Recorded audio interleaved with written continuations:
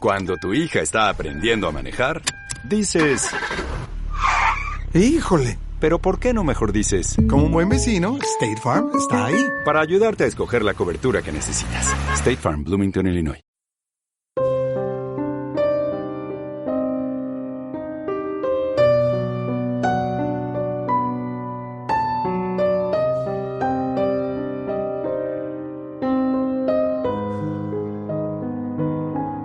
Casa de Tinieblas presenta El Pozo y el Péndulo.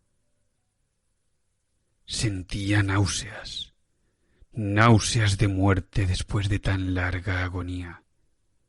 Y cuando por fin me desataron y me permitieron sentarme, comprendí que mis sentidos me abandonaban. La sentencia, la atroz sentencia de muerte, fue el último sonido reconocible que registraron mis oídos. Después, el murmullo de las voces de los inquisidores pareció fundirse en un soñoliento zumbido indeterminado que trajo a mi mente la idea de revolución. Tal vez porque imaginativamente lo confundía con el ronroneo de una rueda de molino. Esto duró muy poco, pues de pronto cesé de oír, pero al mismo tiempo pude ver, aunque con qué terrible exageración. Vi los labios de los jueces togados de negro. Me parecieron blancos, más blancos que la hoja sobre la cual trazo estas palabras, y finos hasta lo grotesco, finos por la intensidad de su expresión de firmeza, de inmutable resolución, de absoluto desprecio por la vida humana. Vi que los decretos de lo que para mí era el destino brotaban todavía de aquellos labios. Los vi torcerse mientras pronunciaban una frase letal. Los vi formar las sílabas de mi nombre y me estremecí, porque ningún sonido llegaba hasta mí. Y en aquellos momentos de horror delirante vi también oscilar imperceptible y suavemente las negras colgaduras que ocultaban los muros de la estancia. Entonces mi visión recayó en las 7 altas bujías de la mesa. Al principio me parecieron símbolos de caridad, como blancos y esbeltos ángeles que me salvarían. Pero entonces, bruscamente, una espantosa náusea invadió mi espíritu y sentí que todas mis fibras se estremecían, como si hubiera tocado los hilos de una batería galvánica, mientras las formas angélicas se convertían en güeros espectros de cabezas llameantes, y comprendí que ninguna ayuda me vendría de ellos.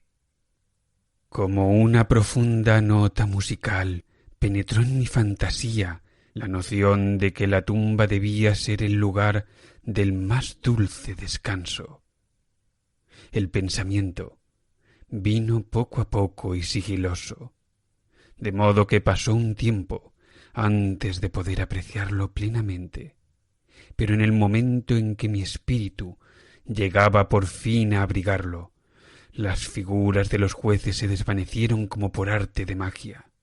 Las altas bujías se hundieron en la nada, mientras sus llamas desaparecían, y me envolvió la más negra de las tinieblas. Todas mis sensaciones fueron tragadas por el torbellino de una caída en la profundidad, como la del alma en el Hades. Y luego, el universo no fue más que silencio, calma y noche. Me había desmayado, pero no puedo afirmar que hubiera perdido completamente la conciencia. No trataré de definir lo que me quedaba de ella, y menos de escribirla, pero no la había perdido por completo. En el más profundo sopor, en el delirio, en el desmayo, hasta la muerte, hasta la misma tumba, no todo se pierde. O bien, no existe la inmortalidad para el hombre. Cuando surgimos del más profundo de los sopores, rompemos la tela sutil de algún sueño.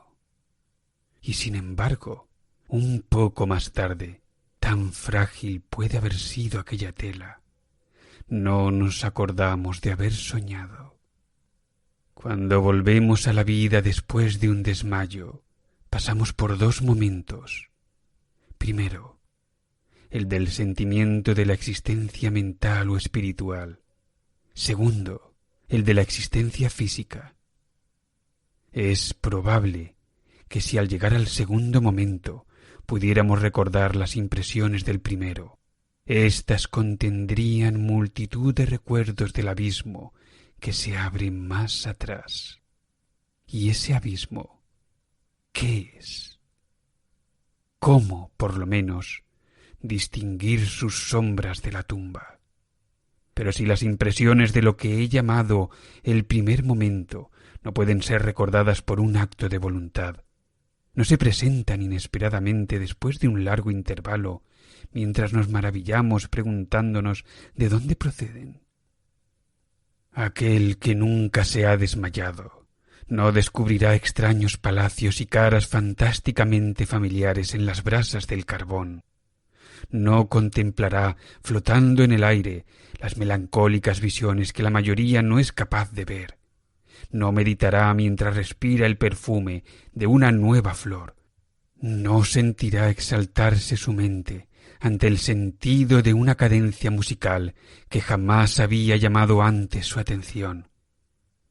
Entre frecuentes y reflexivos esfuerzos para recordar, entre acendradas luchas para apresar algún vestigio de ese estado de aparente aniquilación en el cual se había hundido mi alma, ha habido momentos en que he vislumbrado el triunfo, brevísimos periodos, en que pude evocar recuerdos que, a la luz de mi lucidez posterior, sólo podían referirse a aquel momento de aparente inconsciencia. Esas sombras de recuerdo me muestran borrosamente altas siluetas que me alzaron y me llevaron en silencio, descendiendo, siempre descendiendo, hasta que un horrible mareo me oprimió a la sola idea de lo interminable de ese descenso. También evocan el vago horror que sentía mi corazón, precisamente a causa de la monstruosa calma que me invadía. Viene luego una sensación de súbita inmovilidad que invade todas las cosas, como si aquellos que me llevaban, atroz cortejo, hubieran superado en su descenso los límites de lo ilimitado y descansaran de la fatiga de su tarea. Después de eso, viene a la mente como un desabrimiento y humedad, y luego todo es locura, la locura de un recuerdo que se afana entre cosas prohibidas. Súbitamente, el movimiento y el sonido ganaron otra vez mi espíritu. El tumultuoso movimiento de mi corazón y en mis oídos el sonido de su latir. Sucedió una pausa en la que todo era confuso. Otra vez sonido, movimiento y tacto, una sensación de hormigueo en todo mi cuerpo. Y luego la mera conciencia de existir, sin pensamiento, algo que duró largo tiempo.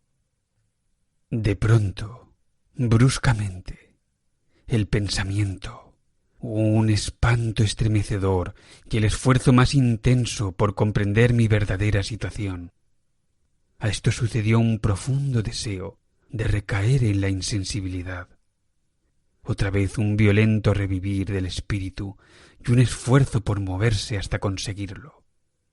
Y entonces el recuerdo vívido del proceso, los jueces, las colgaduras negras, la sentencia, la náusea, el desmayo. Y total olvido de lo que siguió, de todo lo que tiempos posteriores y un obstinado esfuerzo me han permitido vagamente recordar. Hasta ese momento no había abierto los ojos. Sentí que yacía de espaldas y que no estaba atado. Alargué la mano, que cayó pesadamente sobre algo húmedo y duro. Lo dejé allí algún tiempo, mientras trataba de imaginarme dónde me hallaba y qué era de mí. Ansiaba abrir los ojos, pero no me atrevía, porque me espantaba esa primera mirada a los objetos que me rodeaban. No es que temiera contemplar cosas horribles, pero me horrorizaba la posibilidad de que no hubiese nada que ver. Por fin, lleno de atroz angustia mi corazón, abrí de golpe los ojos, y mis peores suposiciones se confirmaron. Me rodeaba la tiniebla de una noche eterna. Luché por respirar. Lo intenso de aquella oscuridad parecía oprimirme y sofocarme. La atmósfera era de una intolerable pesadez. Me quedé inmóvil, esforzándome por razonar. Evoqué el proceso de la Inquisición, buscando deducir mi verdadera situación a partir de ese punto. La sentencia había sido pronunciada. Tenía la impresión de que desde entonces había transcurrido largo tiempo, pero ni siquiera por un momento me consideré verdaderamente muerto. Semejante suposición, no obstante, es por completo incompatible con la verdadera existencia. Pero, ¿dónde y en qué situación me encontraba?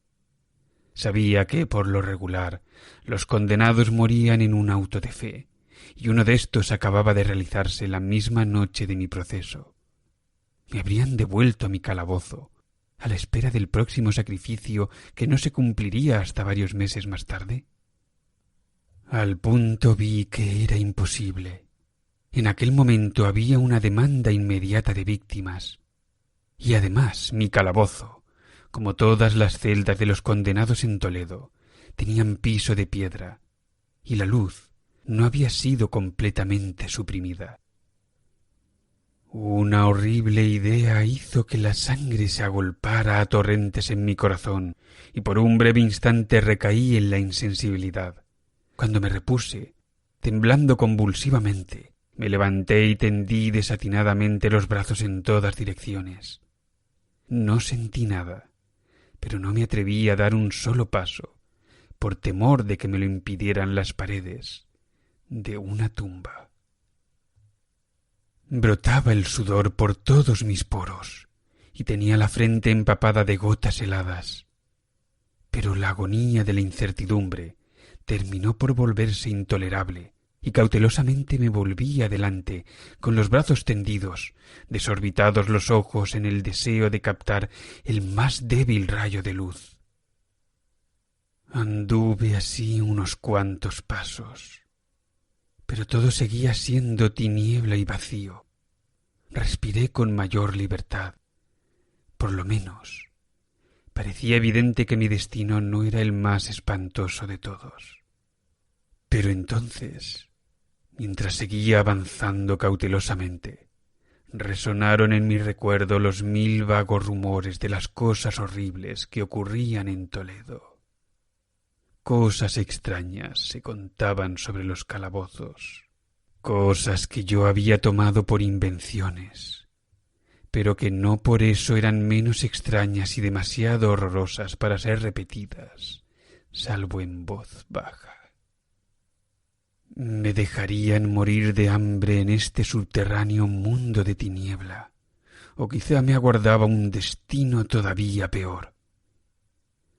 Demasiado conocía yo el carácter de mis jueces para dudar de que el resultado sería la muerte, y una muerte mucho más amarga que la habitual.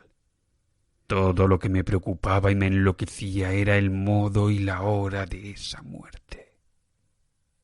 Mis manos extendidas tocaron por fin un obstáculo sólido. Era un muro, probablemente de piedra, sumamente liso, viscoso y frío. Me puse a seguirlo, avanzando con toda la desconfianza que antiguos relatos me habían inspirado.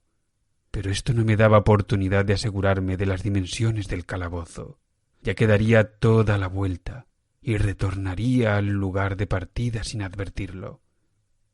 Hasta tal punto era uniforme y lisa la pared. Busqué, pues, el cuchillo que llevaba conmigo cuando me condujeron a las cámaras inquisitoriales.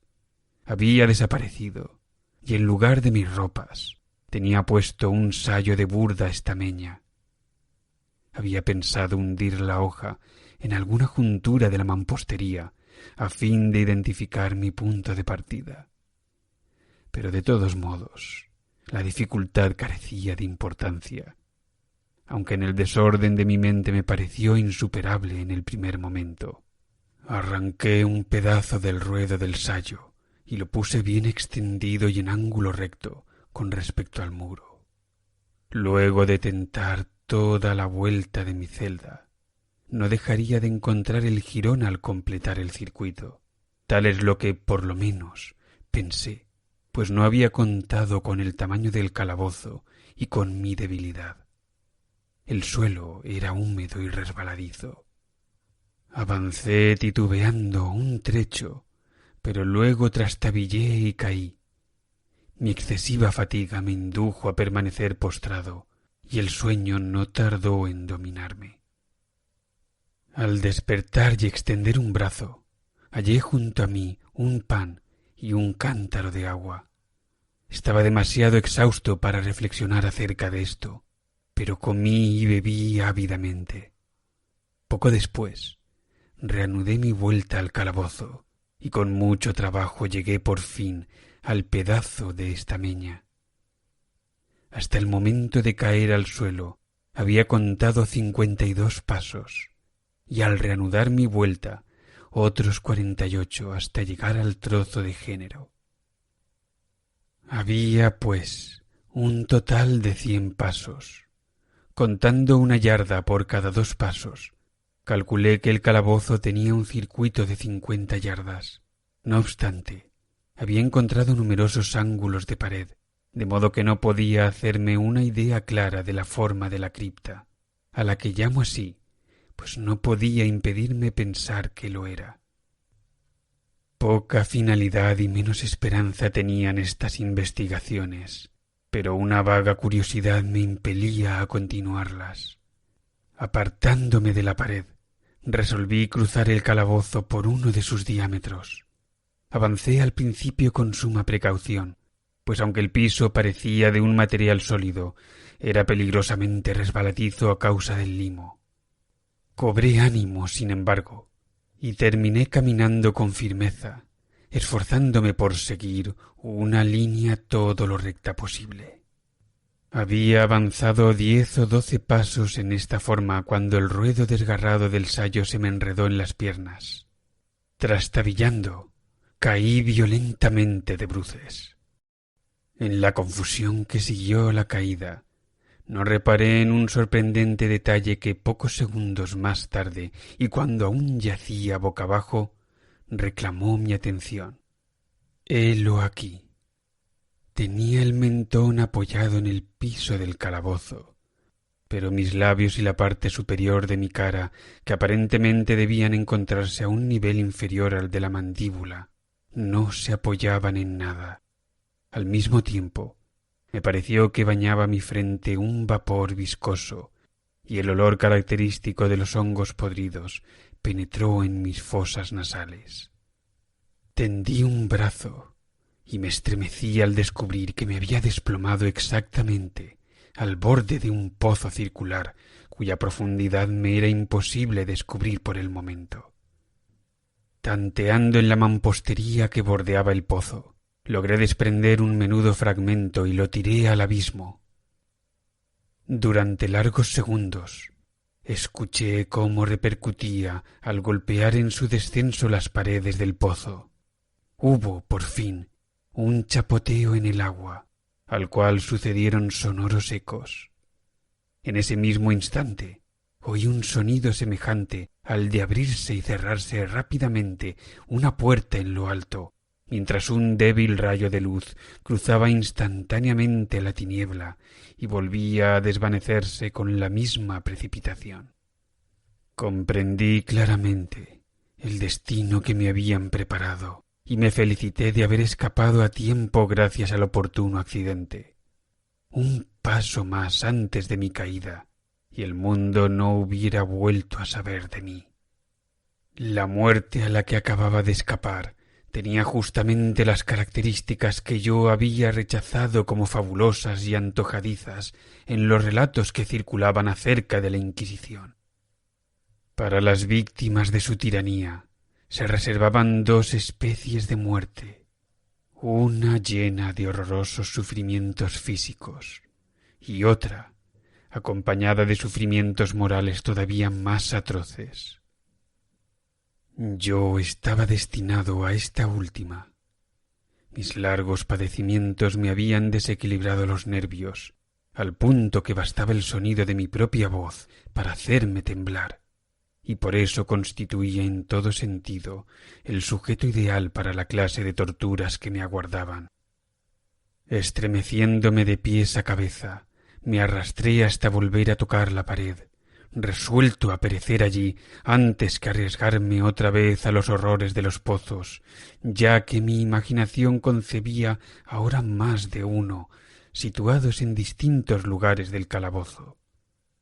De haber tenido otro estado de ánimo, tal vez me hubiera alcanzado el coraje para acabar de una vez con mis desgracias, precipitándome en uno de esos abismos. Pero había llegado a convertirme en el peor de los cobardes. Y tampoco podía olvidar lo que había leído sobre esos pozos, esto es, que su horrible disposición impedía que la vida se extinguiera de golpe. La agitación de mi espíritu me mantuvo despierto durante largas horas, pero finalmente acabé por adormecerme. Cuando desperté, otra vez había a mi lado un pan y un cántaro de agua. Me consumía una sed ardiente, y de un solo trago vacié el jarro. El agua debía contener alguna droga, pues apenas lo hube bebido, me sentí irresistiblemente adormilado. Un profundo sueño cayó sobre mí, un sueño como el de la muerte. No sé, en verdad, cuánto duró, pero cuando volví a abrir los ojos, los objetos que me rodeaban eran visibles, gracias a un resplandor sulfuroso, cuyo origen me fue imposible determinar al principio. Pude contemplar la extensión y el aspecto de mi cárcel. Mucho me había equivocado sobre su tamaño. El circuito completo de los muros no pasaba de unas 25 yardas. Durante unos minutos esto me llenó de una vana preocupación. Vana, sí, pues nada podía tener menos importancia en las terribles circunstancias que me rodeaban que las simples dimensiones del calabozo. Pero mi espíritu se interesaba extrañamente en nimiedades y me esforcé por descubrir el error que había podido cometer en mis medidas. Por fin se me reveló la verdad. En la primera tentativa de exploración había contado 52 pasos hasta el momento en que caí al suelo. Sin duda, en ese instante me encontraba a 1 o 2 pasos del jirón de estameña, es decir, que había cumplido casi completamente la vuelta al calabozo. Al despertar de mi sueño, debí emprender el camino en dirección contraria, es decir, volviendo sobre mis pasos, y así fue como supuse que el circuito medía el doble de su verdadero tamaño. La confusión de mi mente me impidió reparar entonces que había empezado mi vuelta teniendo la pared a la izquierda y que la terminé teniéndola a la derecha. También me había engañado sobre la forma del calabozo. Al tantear las paredes, había encontrado numerosos ángulos, deduciendo así que el lugar presentaba una gran irregularidad. Tan potente es el efecto de las tinieblas sobre alguien que despierta de la letargia o del sueño. Los ángulos no eran más que unas ligeras depresiones o entradas a diferentes intervalos. Mi prisión tenía forma cuadrada. Lo que había tomado por mampostería resultaba ser hierro o algún otro metal cuyas enormes planchas, al unirse y soldarse, ocasionaban las depresiones. La entera superficie de esta celda metálica aparecía toscamente pintarrajeada con todas las horrendas y repugnantes imágenes que la sepulcral superstición de los monjes había sido capaz de concebir. Las figuras de demonios amenazantes, de esqueletos y otras imágenes todavía más terribles recubrían y desfiguraban los muros. Reparé en que las siluetas de aquellas monstruosidades estaban bien delineadas, pero que los colores parecían borrosos y vagos, como si la humedad de la atmósfera los hubiese afectado. Noté asimismo que el suelo era de piedra. En el centro se abría el pozo circular de cuyas fauces, abiertas como si bostezara, acababa de escapar, pero no había ningún otro en el calabozo. Vi todo esto sin mucho detalle y con gran trabajo, pues mi situación había cambiado grandemente en el curso de mi sopor. Yacía ahora de espaldas, completamente estirado sobre una especie de bastidor de madera. Estaba firmemente amarrado por una larga banda que parecía un cíngulo.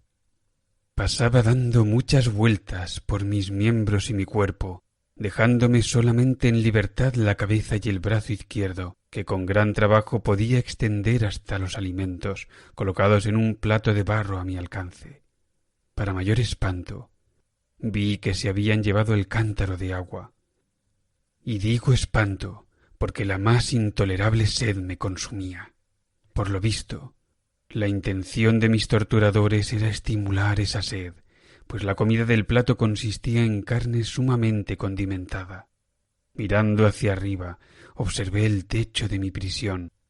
Tendría unos 30 o 40 pies de alto, y su construcción se asemejaba a la de los muros. En uno de sus paneles aparecía una extraña figura que se apoderó por completo de mi atención.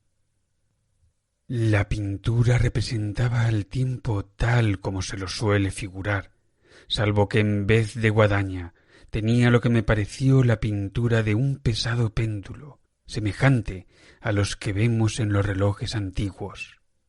Algo, sin embargo, en la apariencia de aquella imagen me movió a observarla con más detalle. Mientras la miraba directamente de abajo hacia arriba, pues se encontraba situada exactamente sobre mí, tuve la impresión de que se movía. Un segundo después, esta impresión se confirmó. La oscilación del péndulo era breve y naturalmente lenta. Lo observé durante un rato con más perplejidad que temor. Cansado al fin de contemplar su monótono movimiento, volví los ojos a los restantes objetos de la celda. Un ligero ruido atrajo mi atención y mirando hacia el piso vi cruzar varias enormes ratas. Habían salido del pozo que se hallaba al alcance de mi vista sobre la derecha. Aún entonces, mientras las miraba, siguieron saliendo en cantidades, presurosas y con ojos famélicos, atraídas por el olor de la carne. Me dio mucho trabajo ahuyentarlas del plato de comida. Habría pasado una media hora, quizá una hora entera, pues sólo tenía una noción imperfecta del tiempo, antes de volver a fijar los ojos en lo alto. Lo que entonces vi me confundió y me llenó de asombro. La carrera del péndulo había aumentado aproximadamente en 1 yarda. Como consecuencia natural, su velocidad era mucho más grande. Pero lo que me perturbó fue la idea de que el péndulo había descendido perceptiblemente. Noté ahora, y es inútil agregar con cuánto horror, que su extremidad inferior estaba constituida por una media luna de reluciente acero, cuyo largo de punta a punta alcanzaba a un pie. Aunque afilado como una navaja, el péndulo parecía macizo y pesado, y desde el filo se iba ensanchando hasta rematar en una ancha y sólida masa. Hallábase fijo a un pesado vástago de bronce, y todo el mecanismo silbaba al balancearse en el aire. Ya no me era posible dudar del destino que me había preparado el ingenio de los monjes para la tortura. Los agentes de la Inquisición habían advertido mi descubrimiento del pozo. El pozo, sí, cuyos horrores estaban destinados a un recusante tan obstinado como yo. El pozo, símbolo típico del infierno, última thule de los castigos de la Inquisición, según los rumores que corrían. Por el más casual de los accidentes, había evitado caer en el pozo, y bien sabía que la sorpresa, la brusca precipitación en los tormentos, constituían una parte importante de las grotescas muertes que tenían lugar en aquellos calabozos. No habiendo caído en el pozo, el demoníaco plan de mis verdugos no contaba con precipitarme por la fuerza, y por eso, ya que no quedaba otra alternativa, me esperaba ahora un final diferente y más apacible. Más apacible. Casi me sonreí en medio del espanto al pensar en semejante aplicación de la palabra. ¿De qué vale hablar de las largas, largas horas de un horror más que mortal durante las cuales conté las zumbantes oscilaciones del péndulo? Pulgada a pulgada, con un descenso que sólo podía apreciarse después de intervalos que parecían siglos.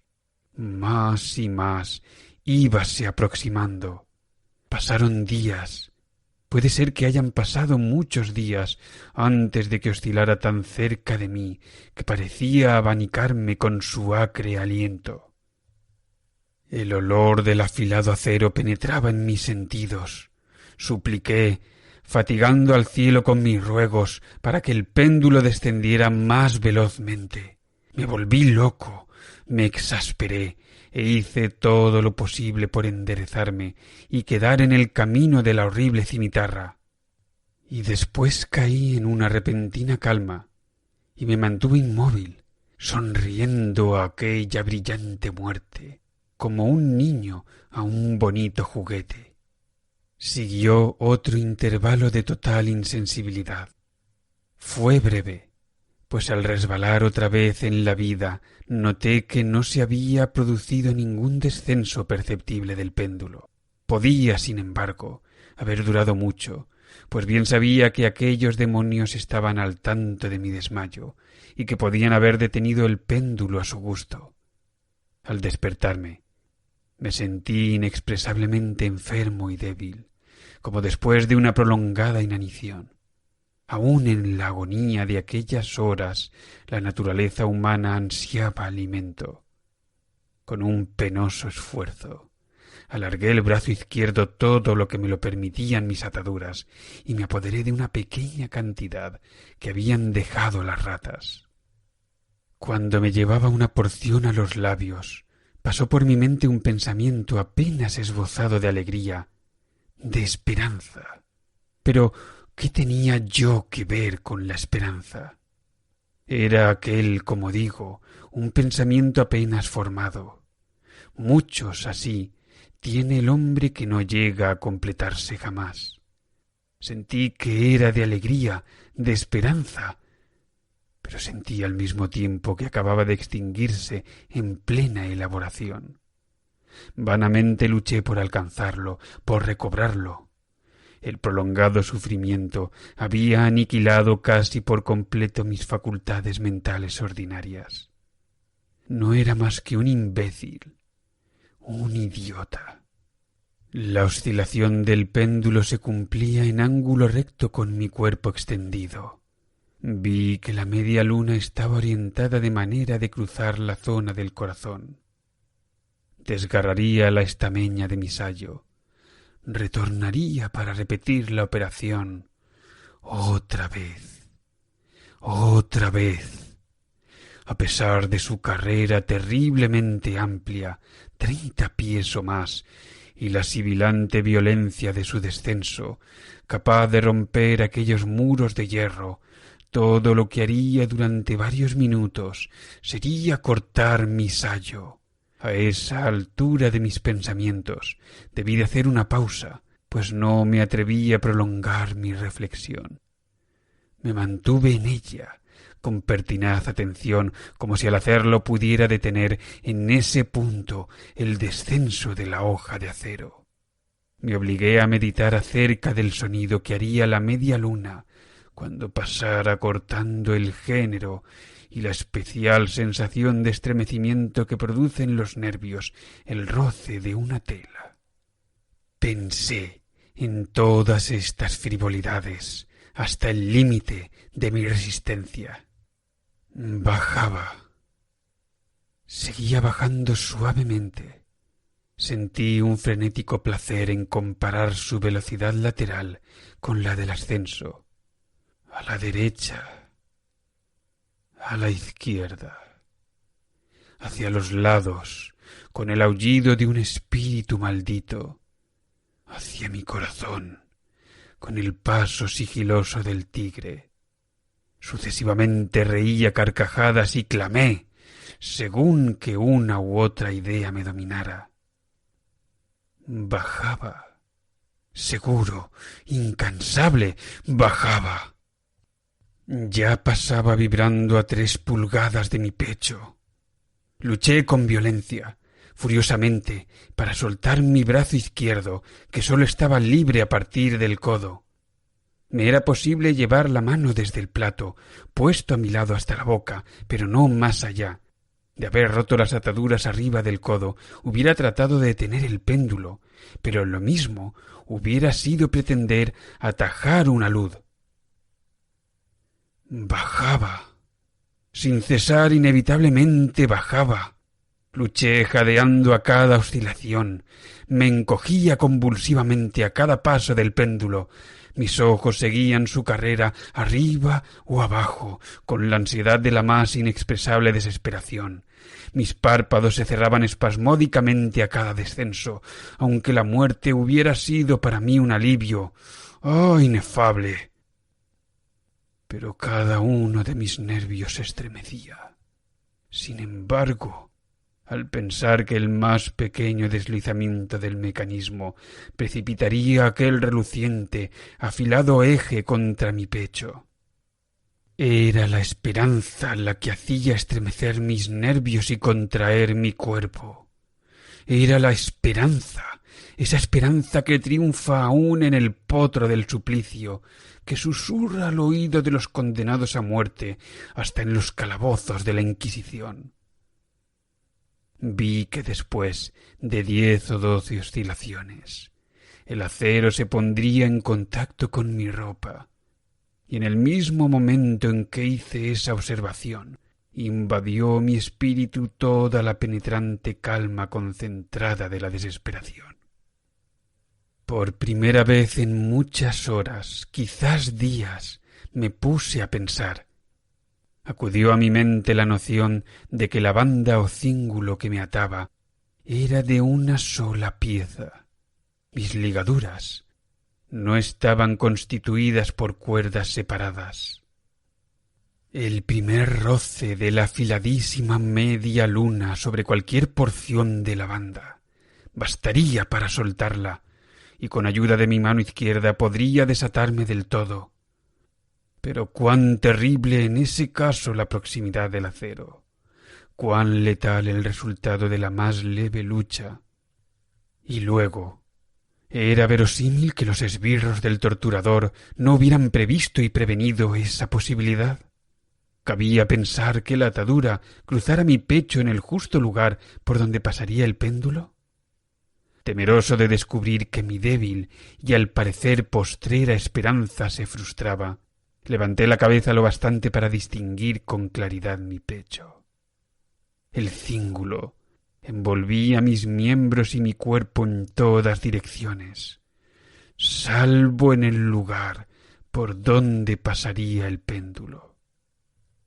Apenas había dejado caer hacia atrás la cabeza cuando relampagueó en mi mente algo que sólo puedo describir como la informe mitad de aquella idea de liberación a la que he aludido previamente y de la cual sólo una parte flotaba incierta en mi mente cuando llevé la comida a mis ardientes labios.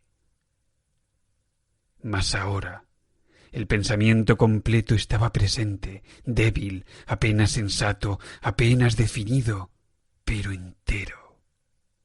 Inmediatamente, con la nerviosa energía de la desesperación, procedí a ejecutarlo.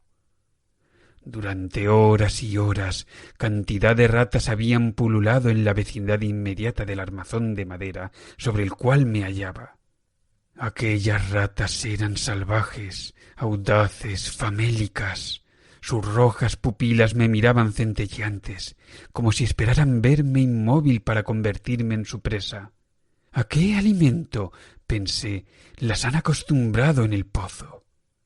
A pesar de todos mis esfuerzos por impedirlo, ya habían devorado el contenido del plato, salvo unas pocas sobras.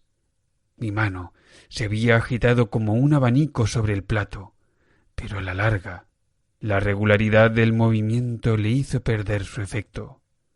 En su voracidad, las odiosas bestias me clavaban sus afiladas garras en los dedos, tomando los fragmentos de la aceitosa y especiada carne que quedaba en el plato. Froté con ellos mis ataduras allí donde era posible alcanzarlas, y después, apartando mi mano del suelo, permanecí completamente inmóvil, conteniendo el aliento. Los hambrientos animales se sintieron primero aterrados y sorprendidos por el cambio, la cesación de movimiento. Retrocedieron llenos de alarma y muchos se refugiaron en el pozo. Pero esto no duró más que un momento. No en vano había yo contado con su voracidad. Al observar que seguía sin moverme, una o dos de las más atrevidas saltaron al bastidor de madera y olfatearon el cíngulo. Esto fue como la señal para que todas avanzaran. Salían del pozo, corriendo en renovados contingentes. Se colgaron de la madera, corriendo por ella, y saltaron a centenares sobre mi cuerpo. El acompasado movimiento del péndulo no las molestaba para nada. Evitando sus golpes, se precipitaban sobre las untadas ligaduras, se apretaban, pululaban sobre mí en cantidades cada vez más grandes, se retorcían cerca de mi garganta, sus fríos hocicos buscaban mis labios. Yo me sentía ahogar bajo su creciente peso. Un asco para el cual no existe nombre en este mundo llenaba mi pecho y helaba con su espesa viscosidad mi corazón. Un minuto más, sin embargo, y la lucha terminaría. Con toda claridad percibí que las ataduras se aflojaban. Me di cuenta de que debían de estar rotas en más de una parte, pero con una resolución que excedía a lo humano, me mantuve inmóvil. No había errado en mis cálculos ni sufrido tanto en vano. Por fin sentí que estaba libre. El cíngulo colgaba en tiras a los lados de mi cuerpo, pero ya el paso del péndulo alcanzaba mi pecho.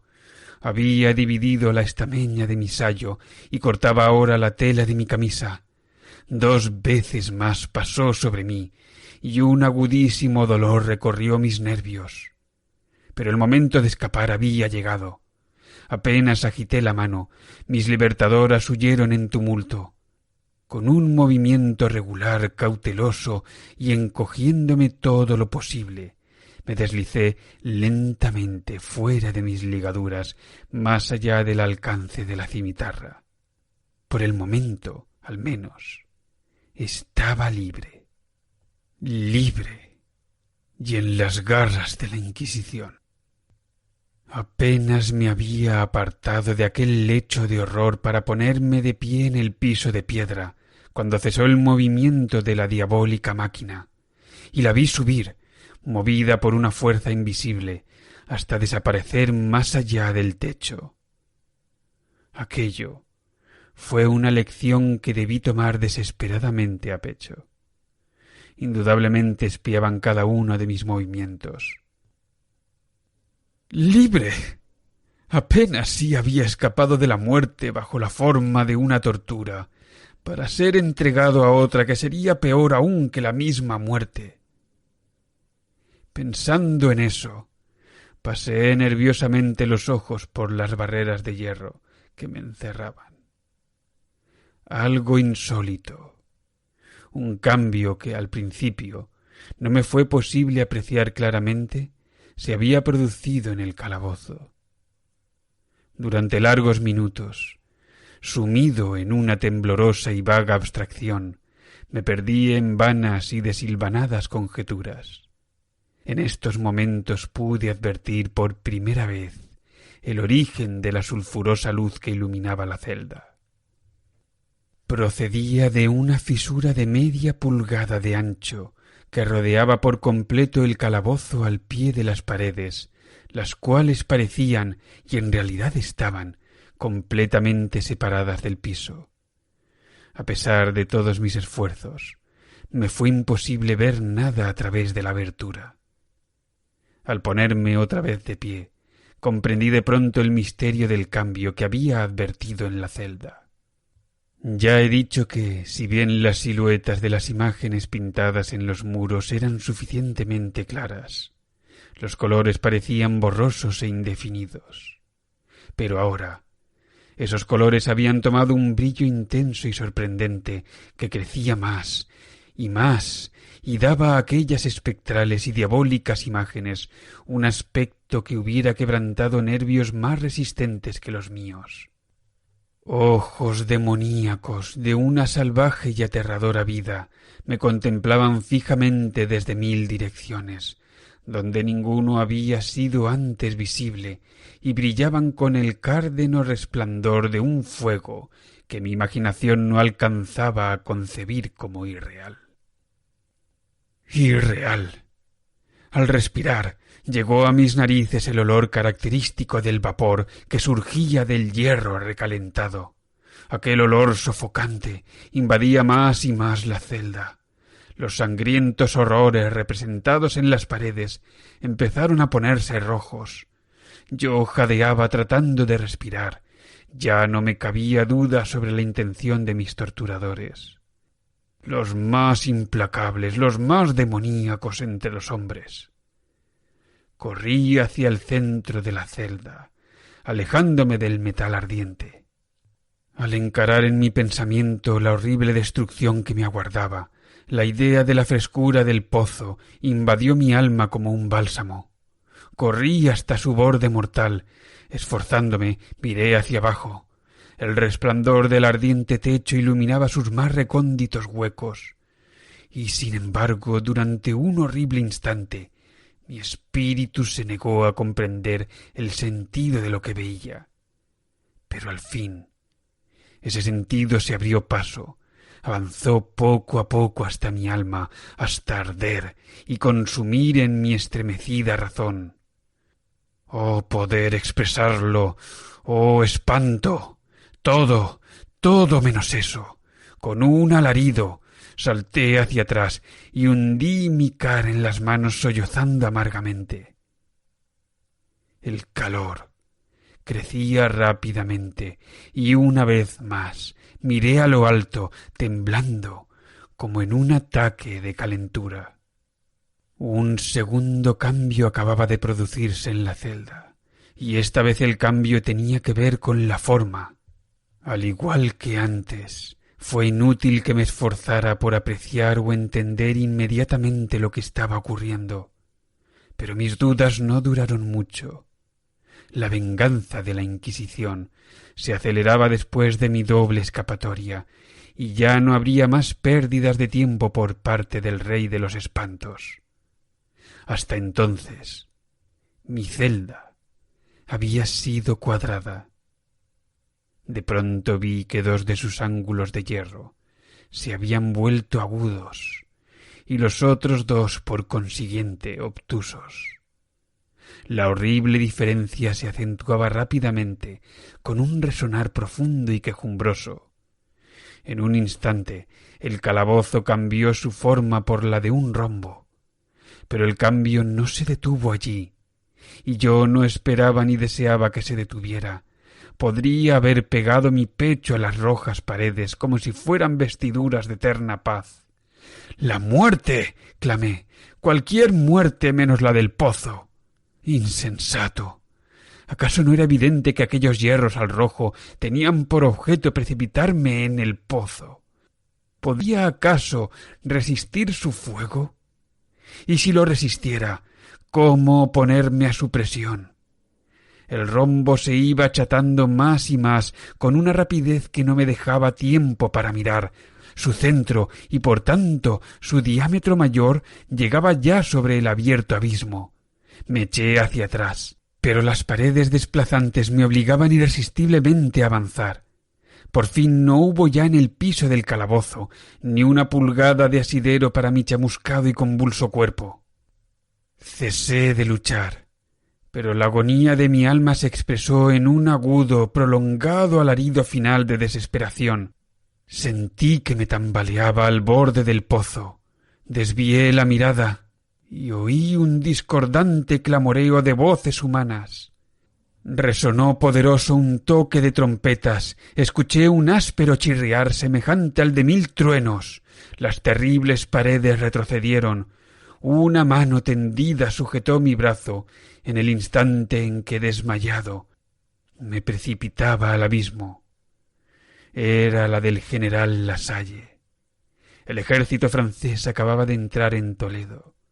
La Inquisición estaba en poder de sus enemigos.